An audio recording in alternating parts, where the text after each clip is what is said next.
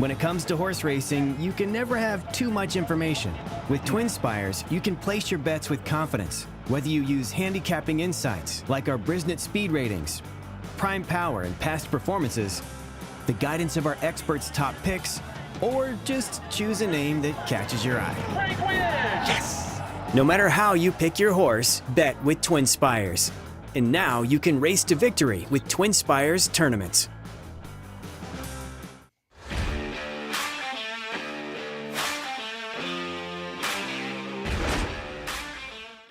Welcome to another edition of the Twinspires Jury. Everybody, thanks so much for joining us. A little bit earlier going live today, Ashley Anderson and James Scully are on assignment down at the fairgrounds for their spectacular weekend of racing. So we're going to bring in a couple of more well-known experts in the industry. Nick Tammaro, of course, morning line odds maker at Keeneland, track announcer down at Sam Houston, and Emily Gullikson, a handicapper extraordinaire, does a lot of expert pick videos for us, including at Oaklawn.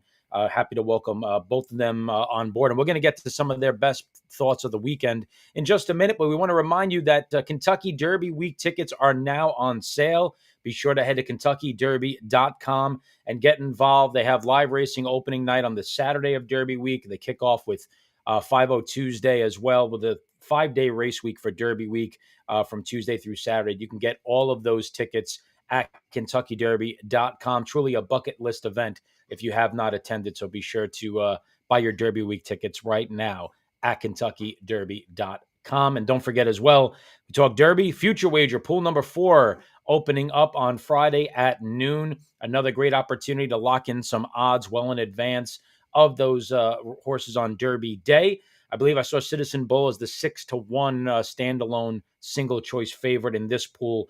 So get involved there, see what odds your horse is offering, determine if it's good value. And if so, be sure to lock in your wager with us, and we'll talk about the promo that we're going to have connected to that a little bit later on in the show. All right, without further ado, let's get into what we're all here for, and that's to do a little bit of handicapping. We have our best bets, our fades, and we'll also highlight a couple of big races down at the fairgrounds as well. But Emily, we'll start with you, a bit of a quizzical best bet, because we're not quite sure where she's running yet. Yeah, I'm making my debut a completely challenging one because my best bet is a horse. I'm not sure where they're running, but I think the horse fits in either spot. Initially, I had looked at Champagne Rose running in the allowance on Saturday as race 8 at Oaklawn Park as the Twinspires handicapper at Oaklawn. And then I looked at Fairgrounds later and I said, oh, she's there as well. With Champagne Rose, I know we're going to pull up the replay, which is really what I'm keying off of on Champagne Rose. She's 15-1 if they end up running in the allowance on Saturday. So price compensation either way. And as far as Champagne Rose, she was making her first, as we look at the replay here, she's making her first start locally. She had some experience out in South America. And prior to this race, she was working in company with a horse called Lovely Princess, who is a graded stakes type for Ken McPeak. And I think part of this trip, you kind of see she's outside off the pace a little bit, is when she had worked in company with that other stakes runner, she wasn't as efficient when she was inside that workmate. So I think part of this trip that starts early on is they wanted to keep her in the clear on the outside. And you can see she's off the pace there. Now, you could obviously notice the weather condition. It's a pretty poor racetrack conditions. There was rain earlier on the card, and there's not a lot of movement in terms of the race shape with that pack of runners up front. We'll just kind of keep our eye on her because she's in hand, not really asking. It kind of looks at this point that they're going, you know what? Let's just wrap up. Let's kind of call it a day. First start out. We'll see where we're going to go from there. This race also was initially carded for the turf. She has a late lead change, which is not uncommon. I saw her do that in the works. And you can see here, she's still not being asked. And then the rider was like, I better at least pretend to finish. And she responds. She finishes up the rail. She actually puts in a pretty good run here. Again, not quite set down for the best. And finishing up, gets up into the minors. And we could just kind of follow it out because she just kind of continues to run with really good energy. She's out on the rail right now, as you can see there. And one, the trip caught my eye here, but they had entered in a similar allowance, not winners of one allowance, 2 weeks later at Oakland Park, ended up scratching, give her a little bit more time between starts, so that they're cross-entered in that Oakland race, again, 15-1. The favorite of the race is Lemon Muffin, certainly a capable type, but if you're looking for a new face, I think she fits. Now, as far as the race at the fairgrounds, the Alstom Memorial, this is a race that's also carded for the turf, a mile and a 16th on the turf, but earlier, the weather conditions were kind of up in the air. So I think that might be part of the reason that they cross-entered. And she's a versatile type. I think she can handle the turf. She can handle the dirt. Just a horse that off that race has a move forward. Yeah, I actually talked about her on we did a show with In the Money Media the other day, and we went through the late pick five, and I mentioned her as a horse that I thought you might want to consider. A lot of the reasons that you just talked about, and the fact that that race came off the turf, and I figured, well, she's ready, she's fit, and they might as well get a start into her and not delay her coming to the track any later. So I thought in this field she was really interesting. Also, I thought Nanda Deo was going to take a lot of money off that big Keeneland win. She's 7-2 on the morning line. I think she might be shorter than that at post time, but. Yeah, not every day we give out 30-1 best bets. So Champagne Road, yeah, and she might be 30-1 because there might be some conversation in the racing office like, hey, we're cross-entered, we might not run, etc. But the other horse that I mentioned that she had been working with, Lovely Princess, shows up in this spot as well. So just to keep an eye on that. And those two are pretty heads up. Nick, you're keeping things in the Big Easy as well with your best bet. Yeah, I actually am keeping it on the turf as well, so a little bit earlier on the card. A horse that I've had some affinity for a while. The 10 None Hudson in race 8, which is the Colonel Power, going 5.5 on the turf. The final week or so at Keeneland in the fall, we really saw the inside on the turf course play very, very strongly. And None Hudson never got near the inside. We're going to watch the replay, the final quarter of his last start of the year at Keeneland.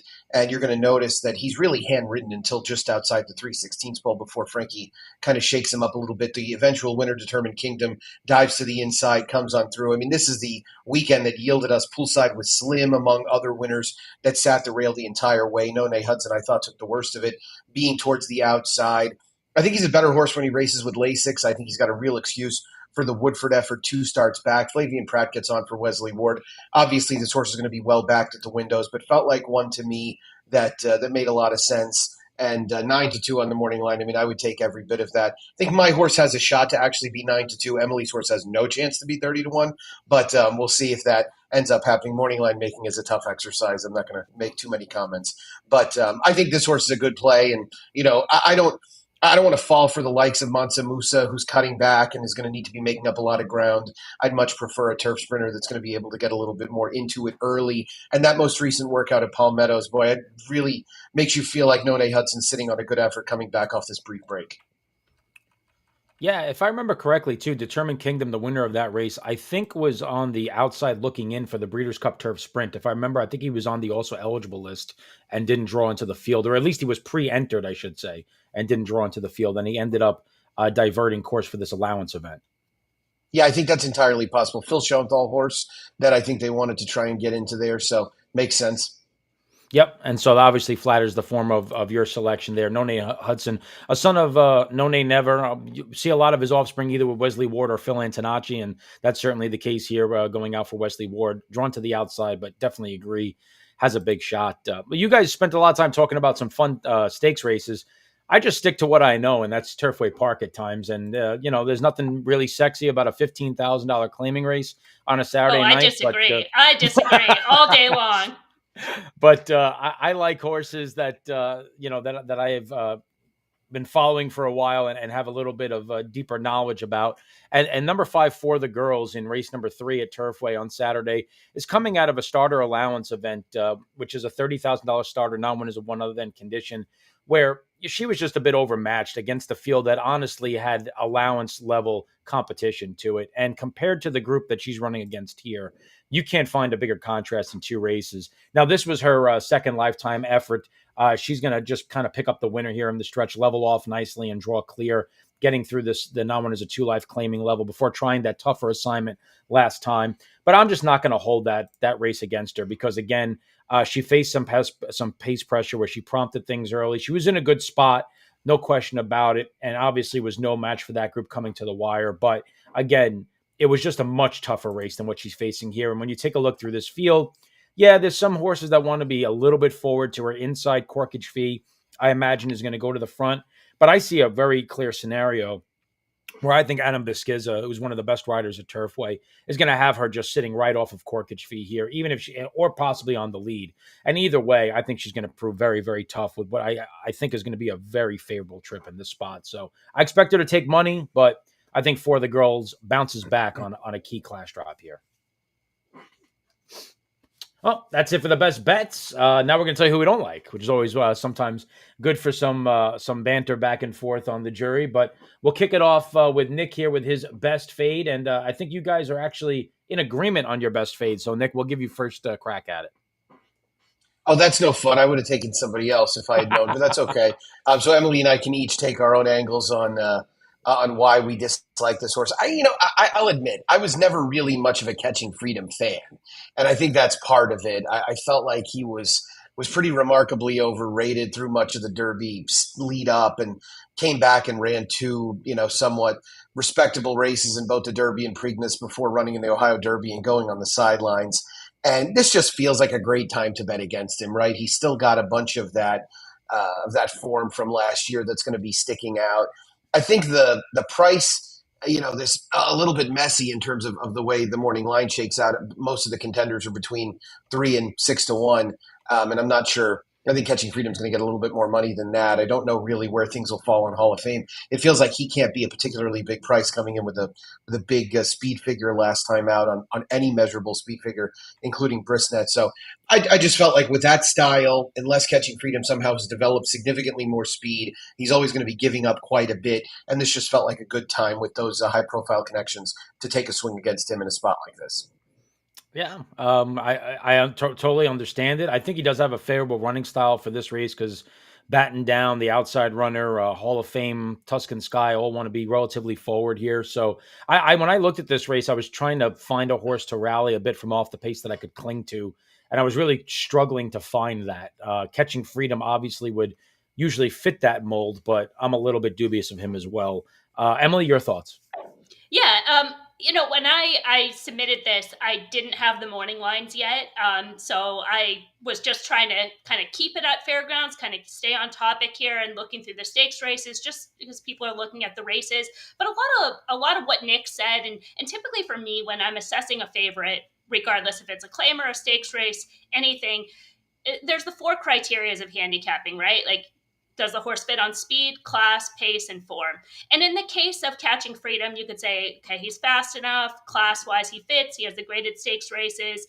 Darin, you mentioned pace. He could definitely work out a trip in here, but those things kind of have to come together. And then when you get to form, it's a horse that's coming back off a layoff. And certainly that's not a knock and it's standalone, right? But when you're talking about a short price, you're picking holes wherever you can, and a horse coming back off the layoff.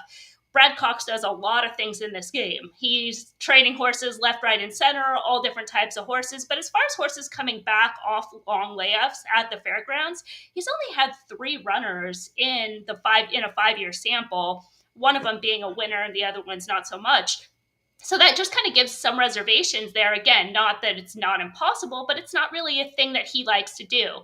So I'm looking at, for me, if a horse is coming off a layoff, I want to look at form. And I don't know, Blaze, if you had pulled up the workout, but if you, I don't think we have the workout there. Sorry. But anyways, I'm going to key off the workout because a horse coming back off the layoff, you want to see where they're fit. Work solo was fine back on January 19th, but the February 2nd work, he was working in company, and he's working in company with an unraced 3-year-old runner. So if we're talking about a future bet coming up, this might be a horse you want to key on. It's a horse called Shangri-La Road, who's, again, an unraced 3-year-old runner.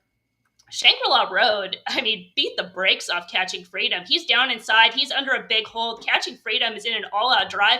He can't get by this unraced horse. And the 3-year-old gallops out in front. So maybe that horse is just kind of a superstar, but you want to see on an older stakes horse coming back. Those are the type of horses that he should be kind of putting the test to in the morning. So again, for all those factors, going to be a short price. And like Nick said, as far as the betting, it's kind of tricky. it's sort of the horse that people are going to gravitate to, or at least feel like I have to use him defensively because he's this and that. So probably going to be a short price, especially in the multis. Some of my favorite words in racing, using a horse defensively. No, I agree. And No, not I'm only using that, it as like where he's going to get the action if it's not on the board. Yep, Yeah. yep, understood. Yeah, and also not just a fade, but you're getting a horse there to add to potentially to your Twinspire stable alerts for looking out for a first time starter as well. So some great Shangri-La information there. Road, if you want to. Shangri-La Rose, there you go. But yeah, 2 votes against Catching Freedom, who appears likely to go favored in race number 11, the Mine Shaft at the fairgrounds. I also kept my fade at the fairgrounds, but again, just a regular maiden race for me. Race number 7, I'm going against the 5 here, Kalahari Dreams, who's 3-1 on the morning line. Just a bit of second-itis to start the career. 3 consecutive runner-up performances. 2 of those were at the 6 furlong distance. This is his second lifetime start where he's going to get beat by a subsequent Kentucky Derby horse, potentially Speed King.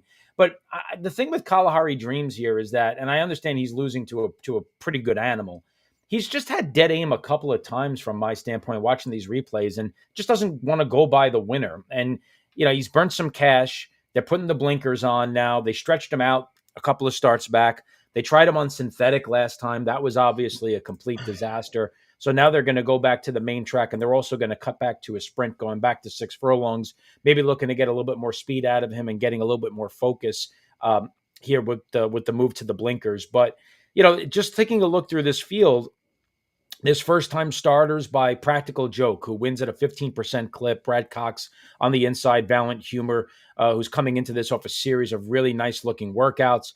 You have a son of Volatile for Sherry DeVoe. Volatile wins at a 20% clip with his offspring first time out, who also has a good string of workouts. And on the outside, Sherry DeVoe also has a son of Vacoma, who wins at 20%, also working extremely well.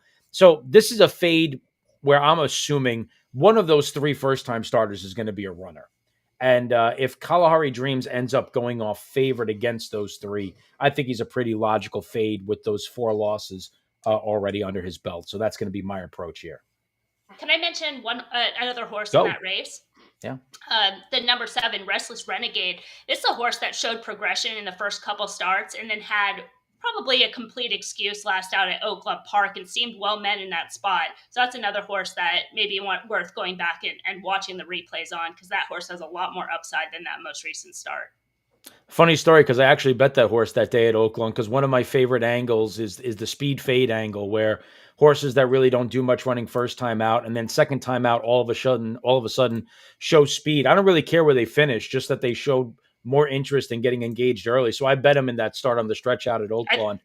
And I think I had him as the best bet that day, actually. So I definitely bet him that day as well.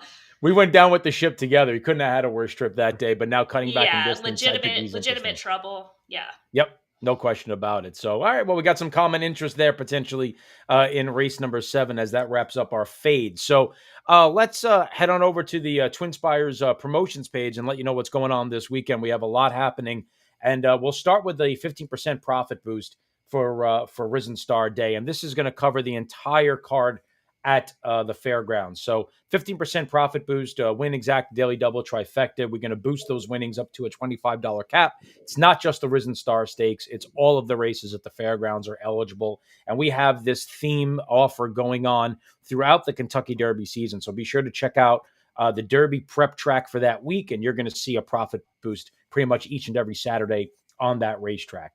Turfway Park, we have one of our more popular offers there. A lot of our players like the money back, and we have that selected races Thursday and Friday for the month of February at Turfway. So be sure if you're participating in Turfway Park to opt into that. If you have a win bet up to $10, your horse runs second, you're going to get that money back if it's in the selected races. And we talked earlier about the Kentucky Derby Future Wager, where we have a really cool offer.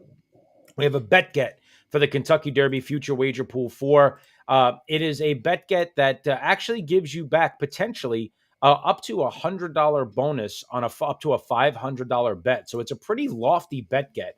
20% back up to a $500 win bet in this pool. Now, the really cool thing, you're going to get that bonus immediately, but we're also going to give you eligibility into an exclusive offer, Kentucky Derby week, that not a lot of people are going to get. So you have to be opted into this. You have to make a wager in this offer. And if you do those things, you're going to get an exclusive offer come Kentucky Derby week that you're going to check back for. So pretty cool way to tie the future wager up to Derby week. And again, 20% back on your Kentucky Derby future wager here in pool number 4. And of course, tournament season, Kentucky Derby betting challenge, action hot and heavy.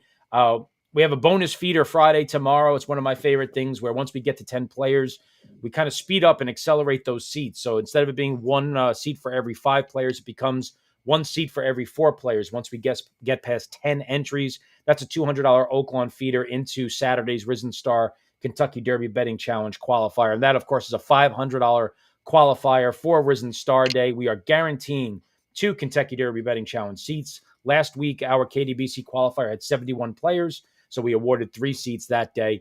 Hopefully, we can match that or surpass that this Saturday for a great card at the fairgrounds. All right, well, we got through all of that. We can focus in on back to more racing. Let's start with the Rachel Alexandra Stakes. And Emily, I'll go to you with your thoughts. Short price favorite on the morning line in good cheer, but you're landing elsewhere. I honestly, I think the horse that you picked, just going to pull it up right now. The horse that you picked, and I'm sure I won't disagree with your reasons, Good Cheer is the horse to beat in this race. But I did want to bring attention to number 4, Gowell's Delight, a horse that is lightly raced, broke their maiden around 2 turns first out to close out 2024 at the fairgrounds, and takes some talent to win first out around 2 turns, giving up a lot of experience late in the year where there's a lot of horses that already have foundation under their belt. And then we'll look at the trip back at the Martha Washington. They had considered running as we watch the replay here in the Silver Bullet Day Stakes and ultimately in here. So you can see the number 5, Gowell's Delight, kind of lunges out of the gate and then finds himself on the lead early on. The rider's not really sure what to do at this point. It's like, should I go with it or not? Decides to take back, kind of gets shuffled back a little bit along the inside, still indecisive of whether they want to go to the lead or not. Then all of a sudden the other one asserts and they find themselves in like the dream trip, right? You're like, I bet this horse on this day, and I'm like, I'm loving what is happening right now. This is great. Bank it, just in the clear, perfect tracking. But then all of a sudden, it's like the rider kind of gets a little confused, gets a little lost because the one starts to move up on the inside, and he goes, oh no, I better go. The race might be ending soon. The race isn't ending soon. We haven't even reached the half-mile point, but then makes another move to get back into the lead. I don't want to quite be on the lead yet. I'm going to take back again. And why I'm pointing this out is a horse that can start and stop and show gears has some ability. That is not easy to do. So again, gets shuffled back, loses position, a little bit more legitimate shuffle. The 1 and 3 end up going on to win the race by open lengths. And again, Gowell's Delight just continues to plug away. The other 2 were open lengths. The winner of the race, My Lady, is the stablemate to Gowell's Delight. It's just not an ideal trip. Colby Hernandez was aboard that day. Brian Hernandez is going to take over today. So while she's got to step up, I think Good Cheer is the clear horse to beat in here. This would just be the time that if we haven't seen her best, this would create an opportunity to do so. And getting to where we are starting to look at the Kentucky Oaks, this has to be a point where she's going to show up at this level to continue on that path. So I want to pull up that replay because it's a kind of sneaky trip when you look at it piece by piece. Yeah, before Nick and I give our thoughts on the favorite that we both like here, the 6 Simply Joking is a filly that you had some interesting thoughts about after she won the Silver Bullet Day, where a lot of people were very impressed with her, myself included. I definitely think she's a talented filly, but you noticed a couple of things with her and how she was behaving on her way to the wire that I thought you might want to share some insights into that here with the audience. Yeah, we had talked about that. I mean, the racetrack on the day, remember these long days at the fairgrounds, there's 13, 14 races. It was poor weather conditions. The track was starting to dry out. These later races are run under the lights. And she had brushed up. She saved ground. She was on the inside. It was a fast pace. You pointed out it's just a really good, solid time. So those are the things that you're not going to knock. But she finished in a drive. And as she's starting to get to that drive late, she's, in my opinion, reacting negatively to the stick, where she flips lead, she starts to drift. the trainer quotes were that she got distracted by the TV, and I'm a girl that can get distracted by the TV. I'm not buying it. I see the reaction to the stick, the horses flipping leads and drifting out. And so that's just something to consider and something to watch for going forward, because if she's got pace pressure around her, she's got horses closing in, that type of behavior of losing concentration, losing focus late could get to her. And I do think that is a knock, especially at a short price. Now, she's also been very good race 1 to race 2, but you start looking at these horses that are lightly raced, especially these horses that are lightly raced, and you're thinking, are these horses going to improve, regress, or stay the same? And most of the public will look at them and say, oh, they're going to do what they did last time, because that's just, that's the indication. And then afterwards you go back and that's not always the case. So maybe she stays the same, but this is a tough group, and it is something to follow. Yeah, I thought that was good insight and information for the audience, especially because there's definitely a version of this race where she's on the lead turning for home, and she's going to have to fend off Good Cheer. And, that's not likely to be something that she's going to do without feeling the stick in the stretch. So I thought that was an interesting take and some good insight for the audience. Nick, we're in agreement here on the favorite. Obviously, there's a lot of positive things to say about her, but we'll send it over to you for your thoughts on her. I mean, I'll certainly allow you to wax poetic about a 3 to 5 shot if you'd like to. But, what do you say about Good Cheer, right? It ended up working out, I think, in her favor that her trainer had 3 of the best 2-year-old fillies alive last year, arguably the 3 best. And so Good Cheer was really on more of the JV as we approached the fall. He debuted her at Horseshoe Indianapolis. Not unheard of for Brad Cox to debut good horses at Horseshoe Indianapolis, and then ran her into 2 Life when I was actually at Churchill in late September, which, wasn't exactly the biggest endorsement of her. And boy, did she get good in those 3 starts at Churchill, really looking like a horse that we'll see good things from in the future. Now, this is the question with 2 turning 3-year-olds that are exceptional as 2-year-olds. Are they going to take a step forward? And, find out hopefully pretty on Saturday afternoon because it's obviously going to be a necessity for Good Cheer to move forward. She's going to have to be a better 3-year-old than she was 2-year-old, but she showed a tremendous amount of potential. She's extremely well-bred, being out of the Grade 1 winning mare Wedding Toast. And I thought of the 3 fillies that Brad Cox had that were graded stake winners last fall, Good Cheer, Mahima, and Immersive. I kind of felt like Good Cheer was probably going to be the most reliable this year. And again, we'll see how that happens. Of course, Immersive is out now, and we'll see her later in the year. But it looks like a spot where she's supposed to take care of business, and we'll see now how that sets her up for the latter part of the spring into the summer. Yeah, I mean, there's a long list of 2-year-old fillies that come off of great seasons, if not championship seasons, that don't make that transition. Countess Diana was one that always jumped off the page at me, who was a Breeders' Cup winner. Chaluki was one that was undefeated going into the Breeders' Cup for Bob Baffert. And while she was okay as a 3-year-old, she never really duplicated the form of her 2-year-old career. And there's been plenty of others. So I certainly do recognize the concern transitioning from 2 to 3. She's just been so professional in what she does. She's puts herself in the spot that she wants to be in. She's handled some bumps at times. She's kind of shrugged it off. She makes the same move seemingly just about every race at the exact same time and levels off and draws clear. Funny personal story. We actually owned a filly that ran against her in her maiden race when she was debuting. And I remember when she showed up in the past performances, we were all talking behind the scenes.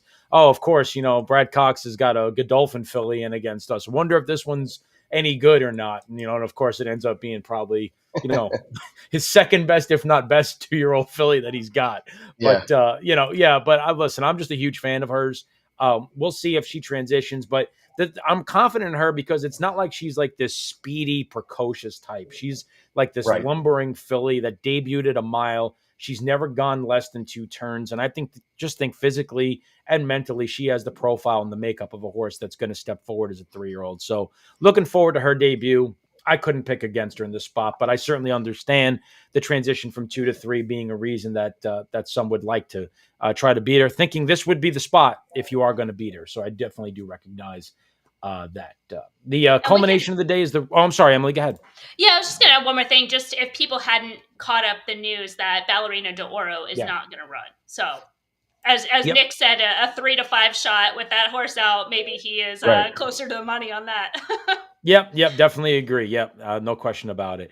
Risen Star wraps up the day. Grade 2, 50 Kentucky Derby points are up for grabs. Nick, where you landing?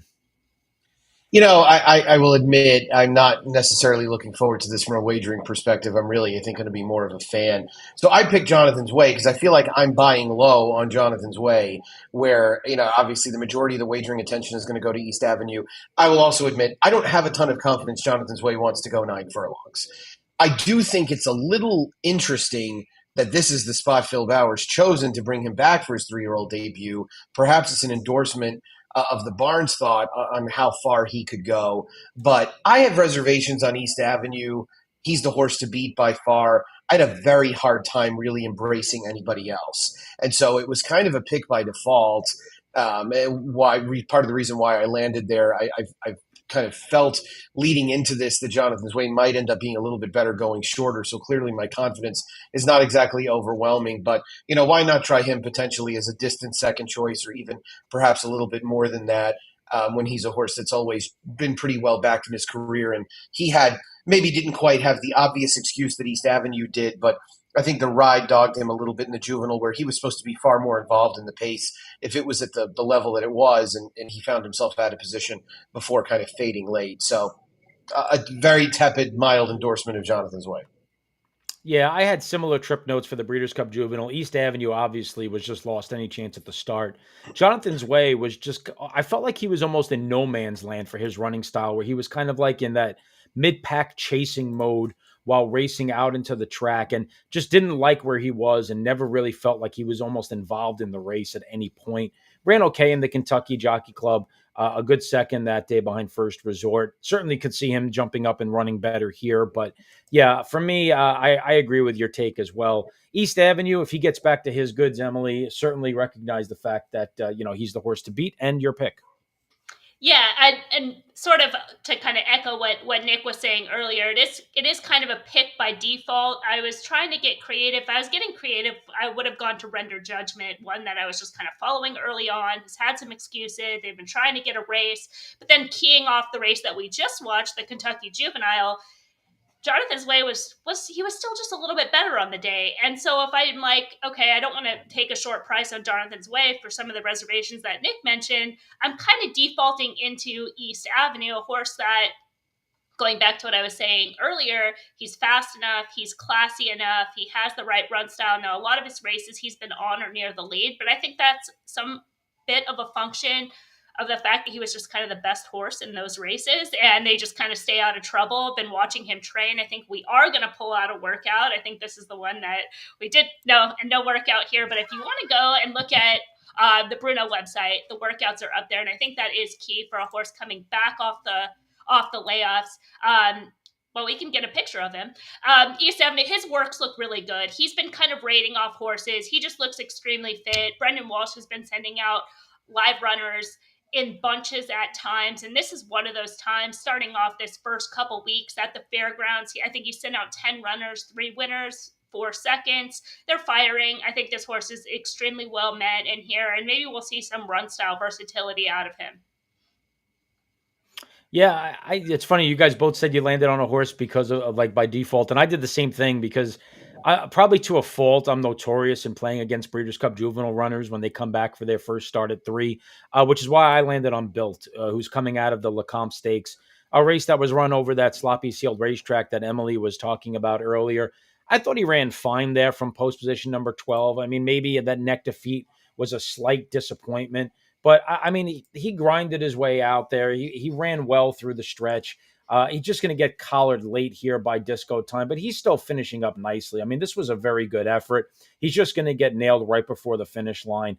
I didn't have anything real negative to say about this performance. I thought it was a pretty good trip from the half-mile pole to the wire. And if you want to hold a loss against him, I guess we can. But if he was 7-5 in here, I would buy that. But he's going to be third choice. His gun runner was still a brilliant performance. He's shown versatility at times. His debut was behind East Avenue, a race that he got off to a slow beginning, going far shorter than he wants to.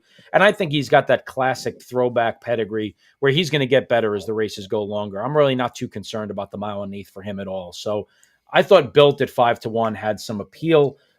Nick, it sounded like you had no interest in him whatsoever if you landed on Jonathan's Way.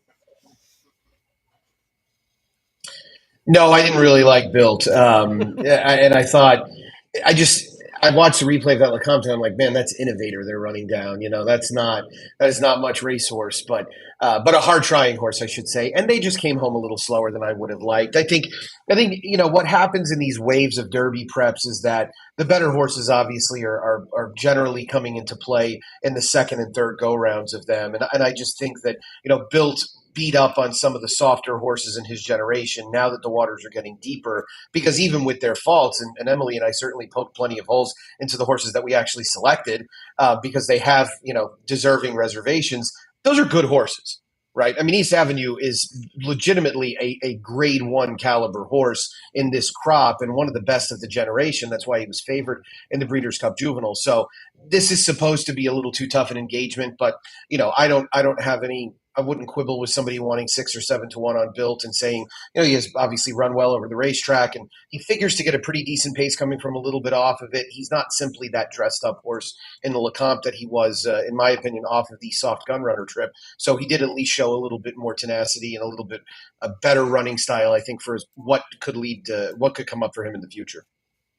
Yeah, I want to add on the gun runner trip, because the gun runner trip is the time that when you watch that race and the two main rivals in that race was a field of 5 stumbled, and that assisted Built on the front end because he was able to get that easy lead and his other main rivals had adversity in a compact field. And off that race, and especially when he had the outside draw in the LeCompte, is like when you would want to play against him. And he ran fine, but it's not an exciting race, and it's not a move forward from him. So he's still kind of that horse that he had a perfect trip breaking his maiden. He had that perfect trip in the gun runner, and I thought Jareth Loveberry gave him a really great ride, given that outside post. There was really no faults in there. I think we kind of saw what he can do. And Nick brings up the good point that things just start getting tougher. These horses are maturing and they're taking steps forward, and some just kind of stay the same, and they just don't cut it anymore. And that was kind of my knock there. But I will mention Render Judgment one more time, who was a horse that did finish behind Built in the Gun Runner Stakes. Yeah, and I'm just going to throw a shout out to the horse coming in from Turfway, Chunk of Gold, because look, I have no idea what he's going to do on dirt.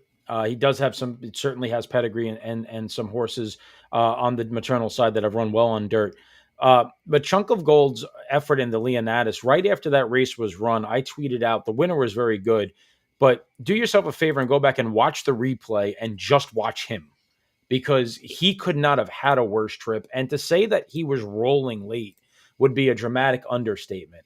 He's a really talented horse that's gotten really good fast, and he's going to be overlooked dramatically so in this spot. Again, the dirt is obviously a complete wild card here, and I'm personally surprised that he's not running in the Battaglia and that they're trying the dirt with him at the fairgrounds. But his effort in the Leonatus was really eye-catching.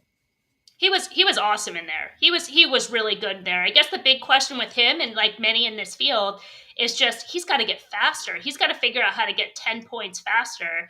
And even if some of these other horses improve 5 points, then he's got to get 15 points faster. So that's kind of the knock. And the same thing, if we talk about a trip, and one that I tweeted out after, and I feel kind of bad writing this note, but number 6, Seattle Road, I thought his effort was awesome too. I just don't think he's quite on the level. But that was a game effort for that horse. He's just kind of a trier, maybe one that at longer odds can run 4th or something, get into the mix. But it was a good effort. Yeah, there's always one of those deep closing types at the fairgrounds that sucks you in a couple of times in these races for an exotics use, and Seattle Road certainly does fit the mold. Well, we got through them all. We're good. We've wrapped up the card at the fairgrounds. So we put a bow on this edition of the Jury. Be sure to be paying attention to Twinspires on social, YouTube, etc., because Ashley and James are going to be down there giving out some thoughts, grabbing some interviews. We're going to have some great content from the fairgrounds all weekend long. Don't forget about those Kentucky Derby Week tickets. They are for sale at KentuckyDerby.com. So be sure to head there and buy your Derby Week tickets. And, of course, the Kentucky Derby Future Wager. Again, just a reminder, pool opens up noon tomorrow to get in the action on your favorite potential Breeders' Cup, Kentucky Derby runner coming up on the first Saturday in May. So thanks so much for Emily and Nick joining us and filling in this week. We certainly do appreciate it. Racing Roundtable back again next week on Tuesday, and another edition of The Jury right back here at Twinspires next Thursday. Have a great weekend, everybody.